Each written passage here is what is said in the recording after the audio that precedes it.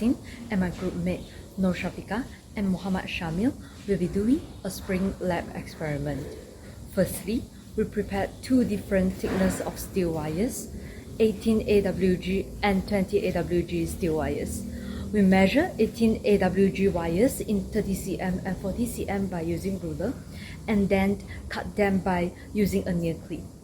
Later, we twine the steel wires on a hand sanitizer bottle to create 4.2 cm diameter springs. We measured the initial length of the spring first, and we used a hook to hang 18 AWG spring. Then, we hang the load 100 ml of water with plastic bags to the spring. The length of the spring after extend is measured. After taking 3 readings, the average reading is calculated and recorded to table. We also repeated the experiment by using 200 ml, 150 ml of water.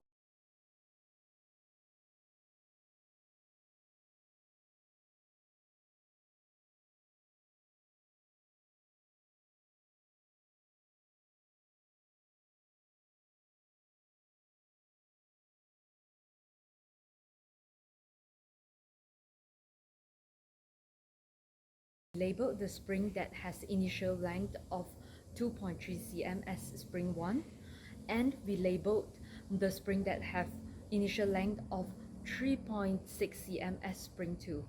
So after adding 100 ml water load, the average reading of spring 1 is 3.63 cm, and after adding 100 ml of water for spring number 2 is the average reading is 6.13 cm. We get the average reading for spring 1 is 4.13 cm, and for spring 2 we get 8.03 cm. For the load of 200 ml of water, we get the average reading of spring 1 is 12.5 cm and the spring 2 is 15.07 cm. Hi guys, I will explain about the experiment of the spring for the thick metal wire, or also known as 18 AWG metal wire. So the final objectives of this experiment are to determine the spring constant, stress, strain, stress-strain graph, and the yield point. The apparatus and materials needed in this experiment are 18 AWG metal wire or the thick metal wire, ruler, marker pen, plastic bag, string, water, S-hook, and the wire cutter. So let us start with the part 1 of the experiment, which is preparing springs with different lengths. Firstly, measure the thick metal wire of 30 cm and 40 cm by using the ruler and cut each of the wire by using the wire cutter. After that, wrap the 30 cm and 40 cm wire respectively around the marker pen with the diameter of 4.2 cm, and make sure that both ends of the wire are left with a hook so that we can attach the load later on. Then label the springs as spring C and D, and lastly record and tabulate the data. So let's move on to the part 2 of the experiment, which is the determination of the spring constant of the springs, stress, and strain.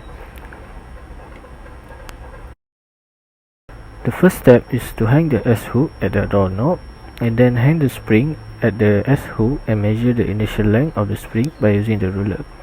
After that, attach the bag of 100 ml of water at the spring's hook gently and measure the elongation of the spring by subtracting the length of the spring after the loads are attached from the spring's initial length. Repeat the experiment by replacing the 100 ml of water with 150 ml and 200 ml of water. And lastly, record and tabulate the data. So this is the table and the graph obtained from the experiment.